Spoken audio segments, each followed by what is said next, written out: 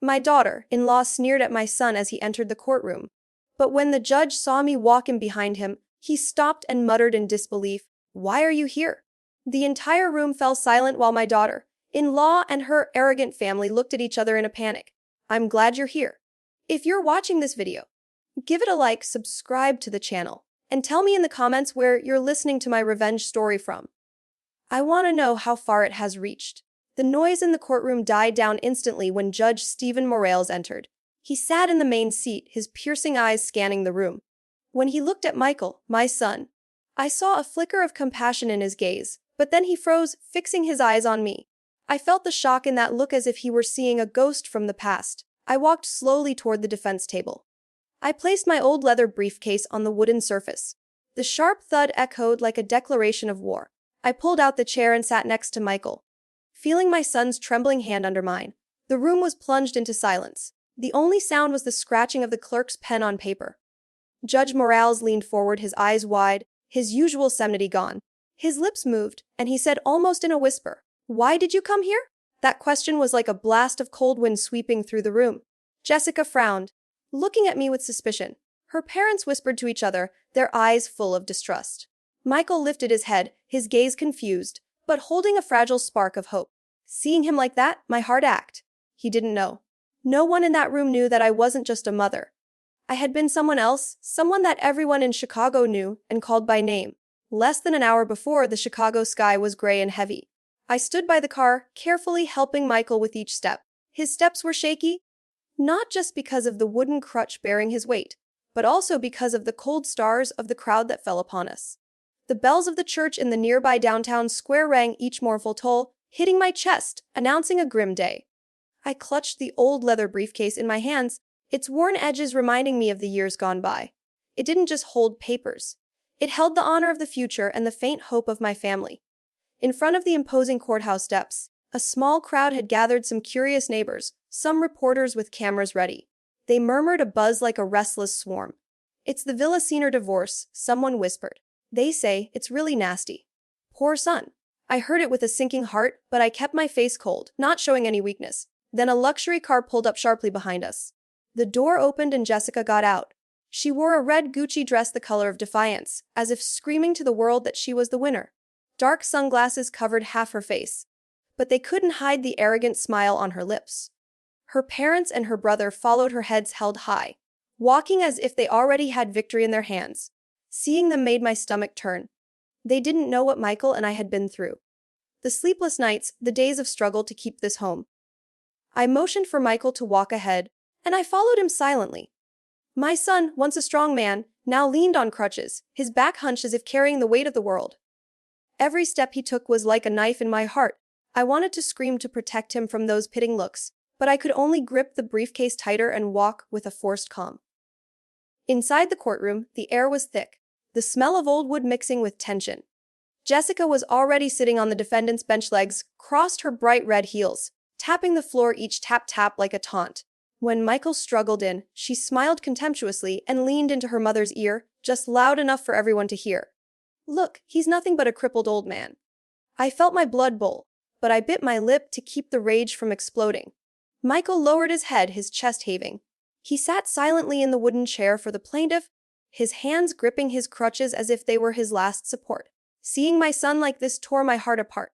He was the child I had sacrificed my whole life for, the one who had promised to build us a home where no one could ever kick us out. And now he was here, humiliated by the same woman who claimed to love him. Jessica's lawyer, Jennifer Rivers, stood up and placed a thick stack of papers on the table. Her arrogant voice echoed through the room. "We will demonstrate that my client's husband, Michael Villasener, is no longer capable of fulfilling his duties as a husband and a father."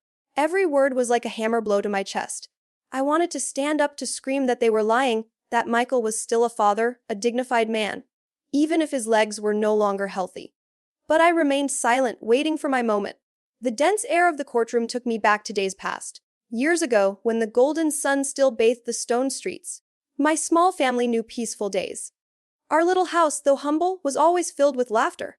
I remember those weekend afternoons when Michael was 7, running through the yard with an old ball in his hands, singing at the top of his lungs the pop songs I taught him.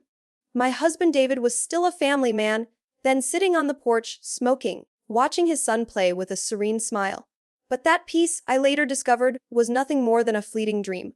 One night, when the aroma of the pot roast I had prepared still lingered in the kitchen, David put down his knife and fork, his gaze icy. "Linda?" he said, in a monotone voice, as if reading an announcement. "I'm leaving. I have another life." I stood there spoon in hand, stunned as if I'd been slapped. He didn't look at me, just got up, took the suitcase he already had packed, and walked out the door. A gleaming car was waiting for him outside. Inside, under the street light, I could barely make out a woman, a wealthy widow, who I later learned had stolen the man of my life from me. Michael, who was 10 at the time, stood frozen in the doorway, his eyes wide open, watching his father's figure disappear. The sound of the engine fading away left a silence that broke my soul. That night, after clearing the table, as if nothing had happened, I went into Michael's room. The boy was huddled under the covers, his shoulders trembling with muffled sobs. I sat beside him. I drew him into my arms, but I didn't cry. I couldn't cry. I told myself I had to be a rock so my son would have something to hold on to. "Mom, why did Dad leave?" he asked in a broken voice. I just hugged him tighter and whispered, "I don't know, son. But I promise you that you and I will always be together." I kept that promise with all my heart. Although every night when he slept, I would be alone in the kitchen staring at the clean plates with a pain that pierced through me. The following years were a relentless cycle. In the mornings, I'd get up early, make breakfast for Michael, and take him to school on my old bicycle. During the day, I worked as an office clerk, my eyes fixed on the keyboard, checking numbers, trying to keep my boss from noticing the dark circles from my sleepless nights. At night, while Michael did his homework, I would sit at the dining room table, hunched over the accounting books of some neighborhood stores. There were nights of heavy rain when Michael and I shared a broken umbrella, walking through flooded streets to get home. With my clothes soaked and the cold chilling my bones, I still squeezed my son's hand and smiled at him. "We're stronger than this rain, aren't we?" Michael would nod, and his smile was the only light in those dark days. I never told Michael about the nights I didn't sleep thinking about tuition, rent, or medicine. Once, when he had a fever, I had to search in the middle of the night with only a few coins in my pocket. At the counter, I counted the money one by one, my heart sinking at the thought of having to choose between my son's medicine or the next day's food. But I didn't give up.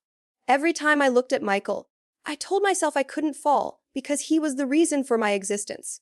The day Michael received his acceptance letter for electrical engineering, I stood still in the kitchen, the paper in my hand, crying uncontrollably. It was the first time in years I cried with happiness. But the joy soon turned to worry. College was not something I could easily afford.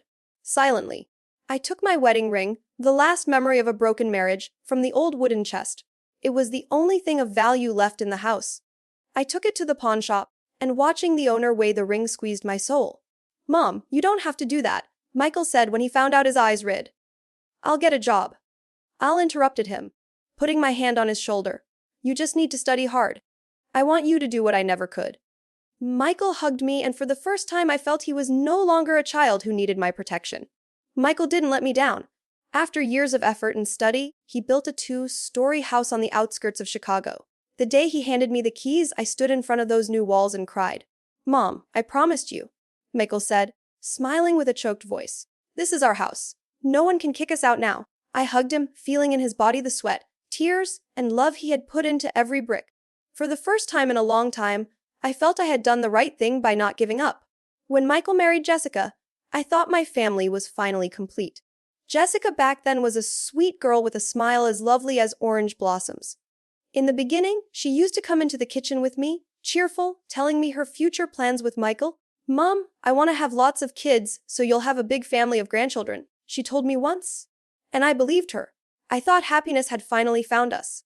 I saw how Michael's eyes lit up whenever Jessica was near, and I silently thanked God for giving me such a daughter-in-law. But tragedy struck like a nightmare. An electric shock at the construction site, a fall from high scaffolding. I got the call at midnight, the foreman's trembling voice on the phone. "Mrs. Villazin, you're Michael. He had an accident. Come to the hospital immediately." I ran out of the house, my heart racing barefoot on the cold streets. When I arrived, the image of Michael motionless wrapped in white bandages was seared into my memory. I stayed there by his side, watching the son who had been the pillar of our family reduced to a being as fragile as a child. "I'm here, Michael," I whispered, squeezing his hand. "Mom is here with you." The following months were a chain of endless days. Michael recovered slowly, but his legs were never the same. The doctor said he would have to live with wooden crutches for the rest of his life. From a strong, always smiling and talkative man, Michael became a silent shadow. He spoke less, and his gaze was often filled with sadness. Every time I saw him leaning on his crutches, taking hesitant steps in the yard, I felt like someone was tearing my heart out. When Michael came back from the hospital, I felt like the whole world had changed. The two-story house my son had built with so much pride, which used to be filled with laughter, was now as silent as a tomb. I rearranged the living room, turning it into a downstairs space so Michael could move around more easily. Every time I looked at the simple bed I prepared for him, my soul ached. That room had been planned by Michael and Jessica as the future playroom for their children. But now it was just a makeshift refuge for a man fighting his own body. The first few weeks, Jessica still pretended to be a devoted wife. She would bring him a bowl of hot soup in his room, serve his medicine carefully, and even smile when I thanked her. I wanted to believe she still loved Michael, that she was just trying to adapt to the new situation. But with each passing day, I realized it was all a facade. Jessica's patience ran out at a speed that astonished me. One early morning, as the first light came through the window, I saw Michael sitting in his wheelchair, a rare sparkle in his eyes. "Mom, I want to go to the garden today," he said with a voice full of enthusiasm. "I want to breathe some fresh air. Can you call Jessica to help me?" I nodded, relieved to see my son, finding a small reason for joy. I went to the kitchen where Jessica was making coffee dressed as if she were getting ready to go out. "Jessica, Michael wants to go to the garden. Can you help your husband a little?" I asked, trying to keep my voice gentle. She turned around with a frown and an annoyed face. "Mother-in-law, I have a mountain of things to do," she replied in a cold tone. "Can't he manage on his own for a bit?" Without waiting for my reaction, she slammed the coffee cup on the table and stormed out, leaving me there motionless. I returned to the room and saw Michael still by the window, his gaze downcast and his hands gripping the edges of the wheelchair. "Mom, it doesn't matter anymore. Forget it," he whispered almost inaudibly. I wanted to run after Jessica to scream in her face. But seeing Michael, I could only push his chair toward the garden, forcing a smile to hide the pain that was breaking me inside. Family meals, which used to be the warmest time of the day, had now become a difficult trial. I tried hard to cook the dishes Michael liked most, like chili or homemade soup, hoping to bring back a little joy. But Jessica would sit there, eat barely a bite, and then put down her cutlery, muttering that she had no appetite. I still remember how she used to praise my stuffed bell peppers, how she would laugh, saying she wanted to learn how to cook them for Michael. Now instead, she looked at her husband with obvious annoyance, as if sharing a table with him was a sacrifice. "Jessica, are you feeling unwell?" I once asked, trying to keep a calm atmosphere. She just shrugged and muttered, "No, I'm just not hungry." But I knew well that it wasn't the food that took away her appetite, but Michael and this whole family. Once, as I was passing through the kitchen to get some water, I heard Jessica's voice through the slightly open door. She was talking on the phone, her voice low, but full of calculation. "Don't worry, as long as the house is split in two, we'll have enough capital to start over." I froze my heart tight as if someone was squeezing it. The house. The house that Michael had built with sweat and tears. The house whose key he handed me with the pride of a son. Now it was becoming prey in her plan. I wanted to push the door open and confront her immediately, but I held back. I needed time. I needed proof. I needed to protect Michael from this cruel truth, at least for now. Jessica started to change on the outside too. The simple dresses from before were replaced by expensive, tight, sparkling ones. Her lipstick was brighter, her perfume so strong that I had to open the windows every time she passed by. She went out frequently at night with excuses like a reunion with old friends or going out to relax for a while. I would watch her leave her heels, clacking loudly against the floor, and my heart would sink. I remembered the days when she still held Michael's hand, smiling radiantly as they talked about their future. Now, every time she left, I felt she was not only leaving Michael behind, but also the promises that once made me trust her. The neighbors' rumors started to reach me. One afternoon, while buying vegetables at the market, Mrs. Davis, the usual vendor, pulled me by the arm and whispered, "Linda, I don't want to speak ill, but lately I've been seeing your daughter-in-law a lot with a strange man at the corner coffee shop. They're very affectionate, laughing and talking like a couple." I forced a smile and thanked her, but inside me the suspicion had already turned into certainty. I didn't want to believe it, but the pieces were slowly fitting together. Jessica was no longer the girl I once considered a daughter. She had become a stranger with plans I didn't dare to face yet. The worst came one late night when pain was tormenting Michael. I heard him groan softly in his room and call out in a weak voice, "Jessica, can you help me massage my leg a bit? It hurts so much." I stood outside the door, hoping for a gesture of tenderness from my daughter-in-law. But Jessica sharply pulled Michael's hand away, her voice sharp as a knife. "I'm not your nurse. If you need care, hire someone to look after you." I stood there, my hand clenched on the doorknob, feeling as if a dagger had been plunged into my chest. Michael fell silent. He didn't answer, but I knew those words had deeply wounded him. The house that once overflowed with laughter now sank into a thick silence. Every night I sat on the porch, listening to the crickets, my heart torn. I thought about the days when Michael was still healthy, when he would hug Jessica and say, "Mom, I found the person who will walk with me for the rest of my life." I had believed, I had hoped that Jessica would bring my son happiness. But now the love in her eyes had died, leaving only contempt and calculation. Every time I looked at Michael with his wooden crutches and empty gaze, I felt I had failed, not just as a mother, but as someone who believed in love and honesty. One gray afternoon, with the sky covered in clouds, I had just put the water pitcher on the table when I heard the door open along with the clicking of heels on the floor. Jessica entered, but she wasn't alone. Beside her was Jennifer Rivers, whom I recognized immediately, an old acquaintance from my days in court, now back with a cold and distant look. Jennifer wore an impeccable black suit with a briefcase in her hand, walking with an air of power that seemed to want to dominate the entire room. I looked at her and my heart shuddered as I remembered the days we sat together in the law office, sharing dreams about justice. Now she was on the other side, not even greeting me, as if I were a stranger. Jessica, in a bright blue dress, sat in a chair without deigning to look at me or Michael. The atmosphere in the kitchen became tense, as if a storm was about to break. Jessica pushed a stack of papers towards Michael, her voice dry without a hint of emotion. "Sign here. We're getting a divorce. By law, this house has to be split in half." Those words were like a stab straight to the heart. I looked at Michael. His already pale face was now white as a sheet without a drop of blood.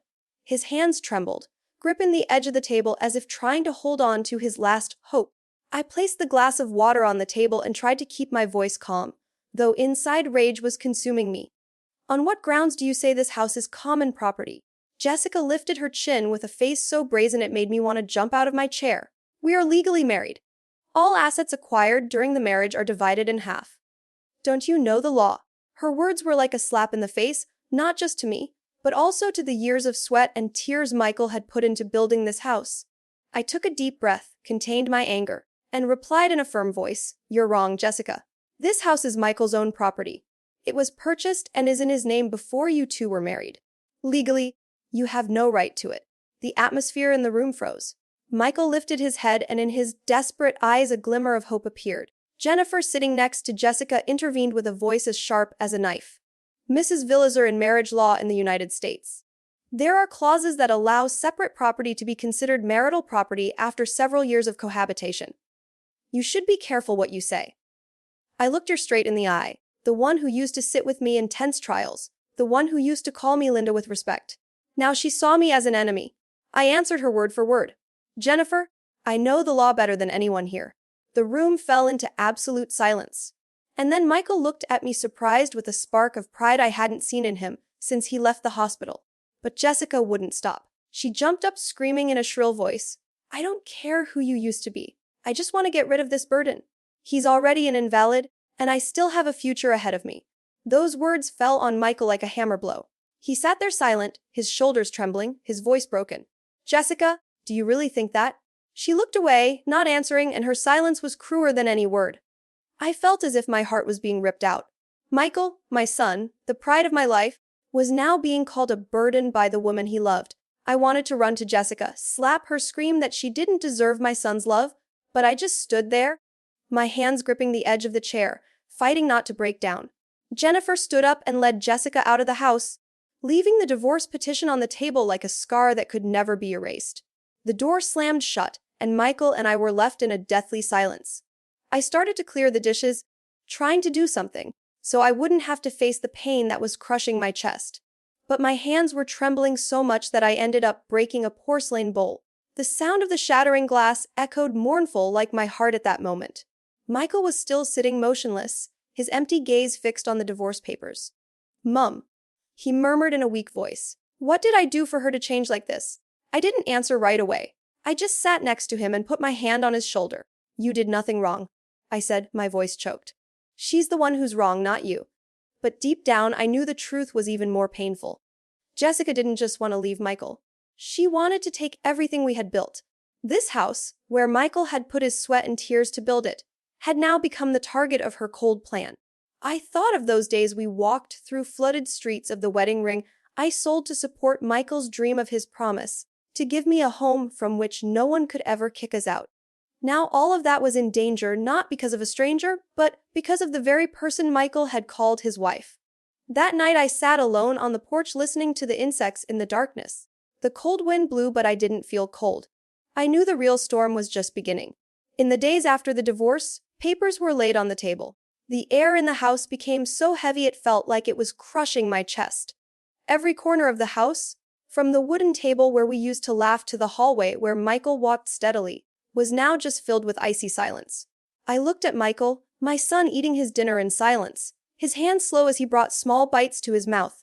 He said nothing, just lowered his head, his thin back casting a long shadow on the floor as he returned to his room with his crutches. I wanted to run after him, hug him, tell him everything would be okay, but I knew those words of comfort would now be like passing wind, unable to calm his pain. That night, I tossed and turned in bed, unable to sleep. The faint moonlight filtered through the window, drawing weak lines on the ceiling. I thought of Michael, of all the years we had spent together, of the promise I had made to myself to protect him from all harm. But now it was the person he loved most who was breaking his heart. I felt helpless, as if all my years of struggle had been for nothing. Finally, thirsty, I got up, put on a light jacket, and walked to the kitchen. As I passed the bedroom of Jessica and Sarah, my little granddaughter, I heard a murmur. Jessica's cold voice cut through the wooden door like a knife. Sarah, listen carefully. Tomorrow in court, if the judge asks, you have to say that your daddy can't take care of you anymore. You have to say you don't want to live with a sick person. Understand? Those words were like a dagger straight to my heart. I stood still, my hand gripping the glass, almost dropping it. Sarah's voice answered, weak and sobbing. But I don't want to lie, Mom. I love Daddy very much. Her voice trembled as if she was trying to hold on to the little love left in her innocent heart. Jessica replied harshly with no patience. If you don't obey me, you and I will lose everything. Do you want to live miserably with your poor grandmother and your invalid father? I was there, my heart tight, feeling as if someone was crushing my chest. The glass in my hand trembled, water spilling out. Jessica, whom I once considered a daughter, was now forcing her own 8-year-old daughter to lie to betray her own father. Rage consumed me, but along with it an indescribable sorrow. Sarah, my granddaughter, whom I love like my own blood, was being pushed by her mother into a cruel choice. Silently, I stepped back. I returned to my room before they could discover me. Sitting on the bed, I covered my face with my hands, trying to hold back the tears that were streaming down. I thought of Michael, of how he used to carry Sarah on his shoulders, laughing as she pointed to the stars in the sky. Grandma, I want to be an astronaut.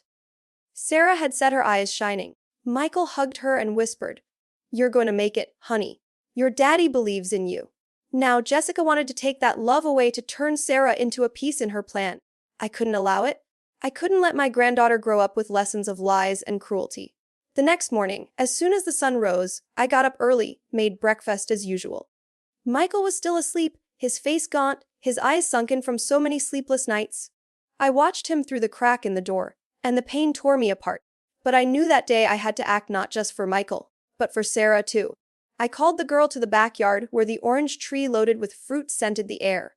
Sarah came out with red eyes, her blue dress stained as if she had been crying all night. I sat on the wooden bench and pulled her to sit next to me. Honey, I said in a soft voice. Last night, I heard the conversation between you and your mom. You're very scared, aren't you? Sarah looked at me, her lips trembling, and suddenly she burst into tears, hugging me tightly. Grandma, I don't want to do that. She sobbed. Her crying broke my soul. I don't want to leave Daddy. I don't want to lie. I just want to be with Daddy and you. I hugged her tight, feeling her small shoulders shake in my arms. My tears fell silently, but I kept my voice firm. Don't be afraid, Sarah. Your grandma is here. You won't have to lie to anyone. The truth is our most powerful weapon.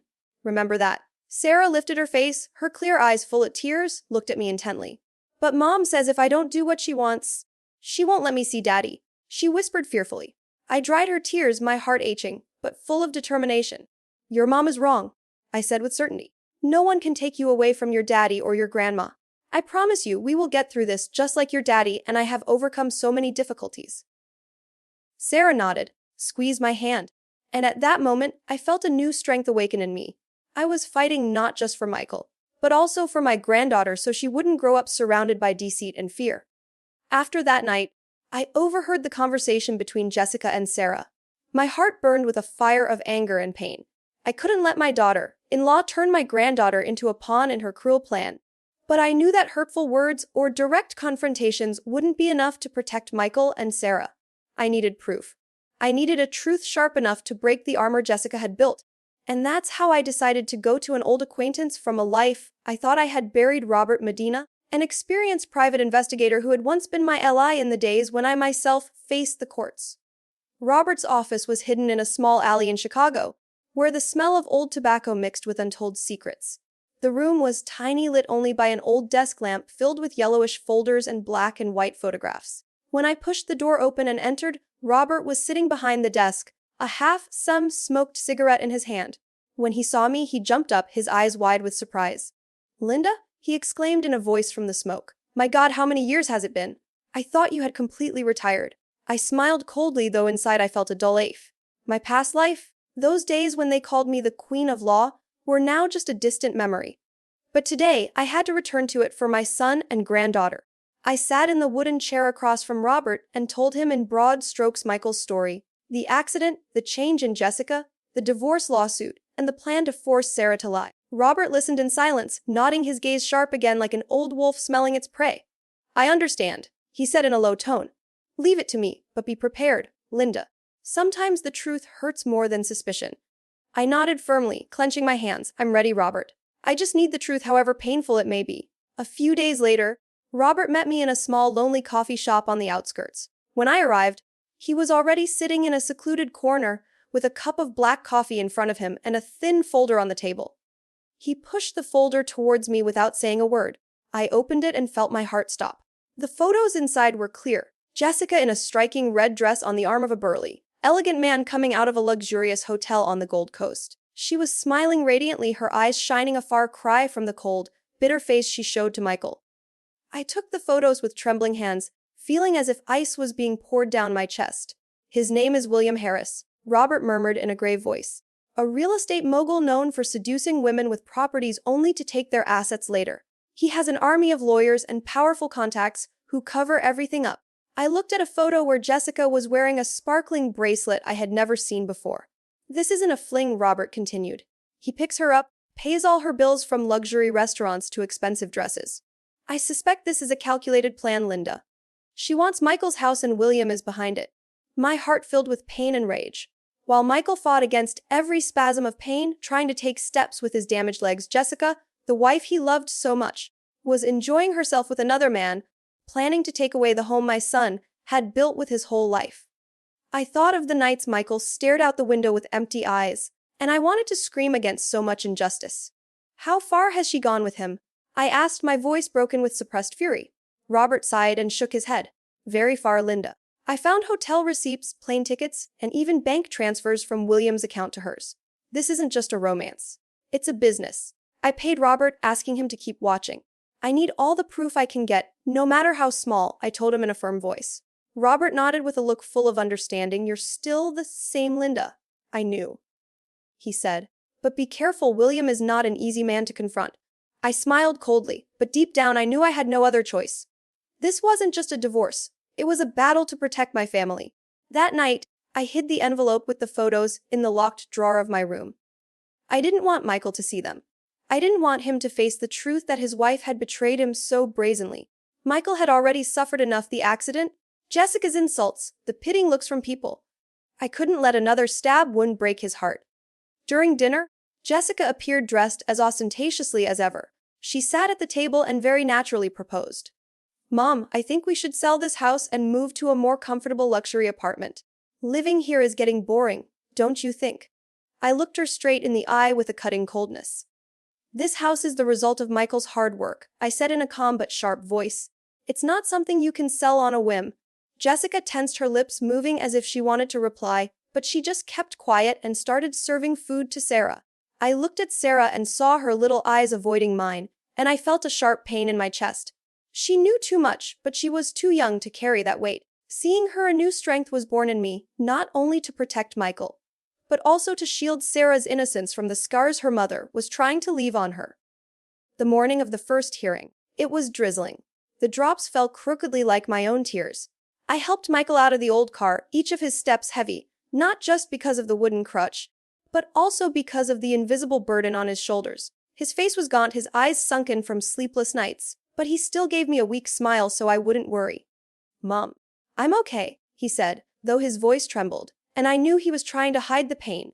I squeezed his hand tightly, trying to pass on some of my strength, though inside my heart ached, thinking about what was to come. On the other side of the courthouse, a luxury car screeched to a halt. Jessica got out, proudly dressed in a sparkling emerald green dress, a triumphant smile on her lips, as if victory was already assured. Her parents and her brother followed, laughing and talking loudly as if they were going to a party instead of a trial. Seeing it, my stomach churned. They didn't understand the years of Michael's sacrifice to build this home. They didn't see the sleepless nights I spent protecting my family. To them, it was all a game and Michael the easy prey. Inside the courtroom, the air was thick with the smell of old wood and tension. Michael sat on the plaintiff's bench, gripping his crutch tightly, his gaze fixed on the floor as if wanting to escape all the stares. I stood behind him silently, waiting for my moment. Jessica took the defendant's bench, crossing her legs, her heels tapping the floor, each tap a mockery. She looked at Michael coldly, without a hint of emotion, as if he were no longer her husband. "Jennifer Rivers." Jessica's lawyer stood up. Her firm voice echoed throughout the room. "Your Honor, my client, Mrs. Jessica Torres, has had to endure an unsustainable life alongside a disabled husband for many years. Michael Villisner is no longer able to work. He does not have the health to fulfill the role of a husband and father. We request a divorce and the division of assets, including half the value of the house they have shared during their life together." Every word she spoke was like a stab in my heart. I wanted to stand up to scream that they were distorting the truth, but I held back, gripping the old leather briefcase tightly. Jessica nodded, adding a venomous phrase, her voice filled with contempt. "He's nothing but a burden. I deserve a better life, not serving someone who is worthless." Those words were a direct blow to Michael. He tried to stand up, his trembling hands leaning on his crutches, his voice broken with emotion. "I can still take care of my daughter. I'm still Sarah's father." But his throat closed up, unable to finish the sentence. His face turned red. Sweat ran down his forehead, and I saw his eyes fill with tears, as if all the strength he had left was crumbling. Jessica's sarcastic laugh erupted, cruel, icy. "Look at yourself, Michael. You can't even stand up. Who do you think you're going to take care of?" The entire room murmured. Pitying glances were fixed on my son. I felt my heart tearing apart. Michael, the son who was once my pride, now humiliated in front of everyone, called useless by the woman who claimed to love him. The scales of justice seemed to be tipping in Jessica's favor, and I knew if I didn't act, everything Michael had sacrificed would be lost. In that instant, I stood up. I walked calmly to the defense table. I opened the old leather briefcase. The sound of the zipper echoed sharply in the silent room. I placed it on the table. I pulled a chair next to Michael, feeling my son's astonished gaze. I took a deep breath. Then I stood up. My voice, clear and firm, resonated. "From this moment on, I, Linda Villizer, will be the legal representative of my son, Mr. Michael Villisner." The entire room fell silent as if time had stopped. Jennifer was petrified, her eyes wide with astonishment. Jessica stared at me, her mouth agape. Her face turned pale as if she had seen a ghost from the past. The older people in the room began to murmur. Some whispered, "Linda Villisner, could it be?" I felt the wave of surprise spread, but I kept my eyes fixed on Judge Morales, who did not take his eyes off me. The judge gently tapped his gavel, his voice trembling, filled with doubt and respect. "Mrs. Linda Villisner, are you by any chance the Queen of Law?" That question swept through the room like a wind, unleashing a general murmur. Michael looked at me, his eyes wet, incredulous, as if for the first time he was discovering that his mother was not just a mother. The elderly present began to nod, murmuring among themselves about the stories of the past, about the woman who once made rival lawyers tremble. I nodded, my voice firm. "Your Honor, I have never stopped believing in justice." Those words were not just for the judge, but also for me, for Michael, and for those who looked at me with a mixture of curiosity and respect. I felt the strength of past days awaken within me, as if the flame I thought had long been extinguished was rekindling. I looked at Jessica and saw her flinch.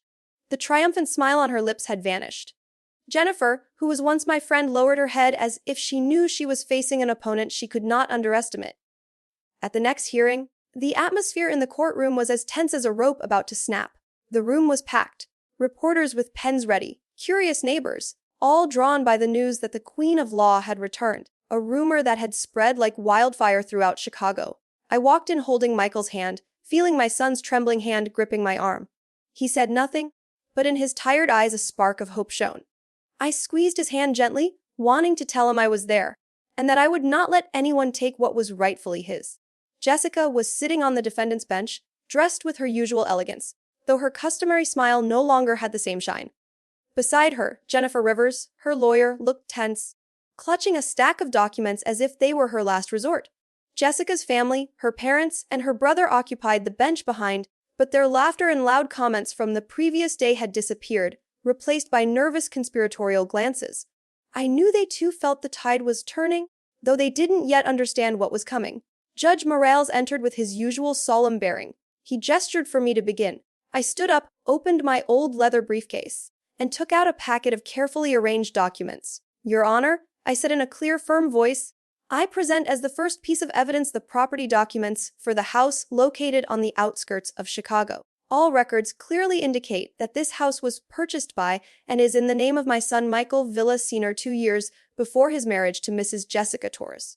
I placed the papers on the table one by one like laying bricks to build a wall of truth. The court clerk took the documents. He reviewed them in detail and nodded, confirming their authenticity. Judge Morales looked at them.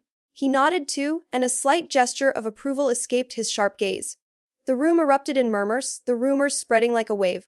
The faces of Jessica's parents turned pale. Her brother lowered his head, and Jessica clenched her fists, biting her lips to contain her rage.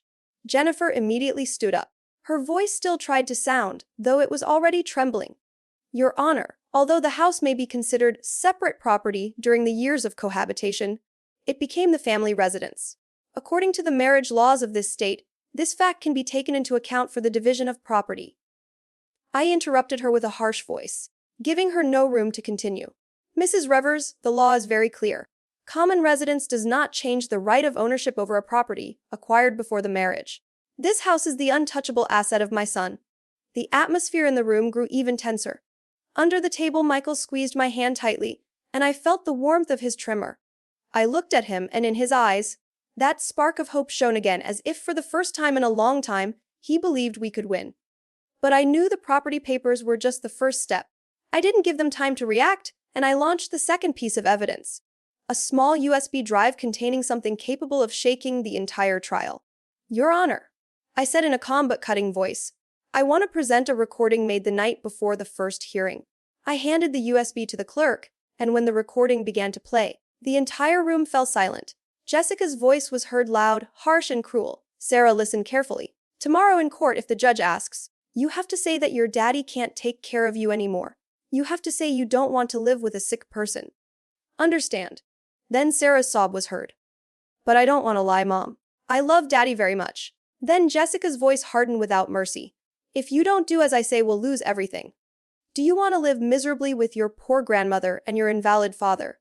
The room was frozen.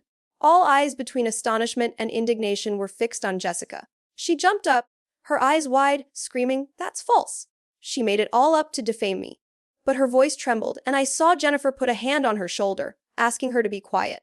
Judge Morales raised his hand and ordered, "Order in the court. I want to hear from the direct witness. Call the child Sarah Villa Sr. to the stand." Sarah entered with hesitant steps, her eyes swollen from crying, but clean and clear. Seeing her, my heart broke. She was only 8 years old, and she already had to stand between truth and lies. Jessica leaned forward, her voice sweet but laden with pressure. "Sarah, tell everyone you want to be with me, right?" The entire room held its breath, waiting for her answer. Sarah lifted her tear-filled face. She looked directly at Judge Morales, and with a clear and determined voice, though trembling with emotion, she said, "I love my daddy. I'm not going to lie. I want to be with my daddy and my grandma." The room exploded. There were murmurs, and among them some discreet applause from strangers. Michael burst into tears, hiding his face in his hands, his shoulders shaking. I looked at him and I saw that his tears were not of pain, but of the fragile happiness of knowing his daughter still loved him. Jessica turned pale and screamed in desperation. The child is being manipulated. That woman brainwashed her. Her shrill voice found no ears. I approached, hugged Sarah's fragile shoulders, and held her against my chest. I looked Jessica straight in the eye and said coldly, "The truth cannot be manipulated, Jessica." And the child chose the truth. Sarah snuggled into me, clinging to my clothes with her small hands as if I were her only refuge. Judge Morales banged the gavel again and again to calm the room, but I knew the course of the trial had already completely changed. Jennifer bowed her head, unable to refute anything. Jessica's family remained motionless, their eyes filled with shame. I looked around and saw compassionate faces, heads bowing in a sign of respect. Suddenly, Jessica stood up again, her eyes crazed, and her shrill voice cutting through the silence. "Don't believe her. She's nothing but a failed lawyer. She lost a major case so humiliatingly that she had to abandon her profession. Who can trust someone like that?" Her words exploded like a bomb. The entire room stirred, the murmurs growing like a wave. Some reporters were writing hastily, their pens scratching the paper. I looked at Michael, who lowered his head, gripping his crutches tightly, as if fearing my past would ruin everything we had achieved. Sarah beside me squeezed my hand tightly, her clear eyes reflecting pure worry. I took a deep breath, feeling my chest burn. Jessica's words were not just a blow to my honor, but also a desperate attempt to shake the confidence of Michael and Sarah. But I was not afraid. I had faced more venomous insults than that, and I learned to turn pain into strength. I stood up, walked to the defense table, and fixed my gaze on Judge Morales. My voice sounded strangely calm, but each word was as sharp as a razor. Yes, I left the law, but not because I was weak. Many years ago, I lost an important case. And it wasn't due to a lack of skill or evidence, but because my ex-husband and his wealthy lover bribed the judge. Every document, every argument of mine was flawless. But the final verdict was a blatant distortion of justice. My honor was buried under dirty money, and I decided to retire to preserve my dignity. The room fell into absolute silence. All eyes were on me, no longer with curiosity or pity, but with deep empathy. Michael lifted his head, his eyes filled with tears, looking at me as if for the first time he understood the whole truth of what I had been through. I felt Sarah squeeze my hand tighter, and I knew my words were not only defending my honor, but also showing my son and granddaughter that I had never bowed to injustice. I continued speaking, my voice firm without trembling. That judge years later was investigated and sentenced to prison on multiple charges of bribery. And I, from that day on, swore that I would never again allow justice to be tarnished. Today I am here not for fame, but for my son, for my granddaughter, and for the truth our family deserves. I paused, observing the room, and saw the slow nods of the elders, who had heard of me, of the Queen of Law, from another time. Just then, Judge Morales leaned forward, gently tapped his gavel, and his eyes shone with a respect that was impossible to hide. "I can attest to Mrs. Villasenor's words," he said in a grave and firm voice. "Many years ago, when I was just a young lawyer, it was Linda who defended me in a similar case. She has been the person who has valued the truth and the law more than anyone I have ever known." His words swept through the room like a wind, awakening murmurs of admiration. The reporters wrote hurriedly and some whispered, "The Queen of Law has truly returned." I looked at Jessica. She was staggering as if about to fall apart. Her pale face, her tight lips no longer held the pride of before. Jennifer, her lawyer, just lowered her head and aimlessly flipped through documents as if accepting defeat. Jessica's family remained motionless, their eyes filled with shame, unable to look me in the face. I turned to Michael and saw him watching me with tears running silently down his cheeks. "Mum," he murmured with a broken voice. I put my hand on his shoulder, squeezing gently as if to tell him I wouldn't let him fall apart. Judge Morales stood up. His voice resonated with clarity. "The court will take a recess. The final verdict will be given at the next hearing." The sharp bang of the gavel sounded loud, like a final period to the truth that had just come to light. When we left the courtroom, the crowd parted to let us pass. Some strangers approached, murmuring, "She is so strong. Justice has finally spoken." An old woman took my hand, her eyes filled with tears. "Thank you, Linda. You have restored our faith that the truth still has value." On the day of the verdict, the courtroom was packed. There was no longer even standing room. Reporters, neighbors, and even strangers from all over Chicago had come as if the entire city was holding its breath, waiting for the outcome of a story that had shaken every corner. I walked in holding Michael's hand. I felt his trembling fingers clutching my arm. Sarah was by our side. Her clear eyes reflected worry and her small hands squeezed mine tightly as if she were afraid of getting lost. I smiled at her, trying to calm her, although inside my heart was pounding violently, as if I were at a crossroads of destiny. Jessica sat on the defendant's bench, her face pale without her former pride.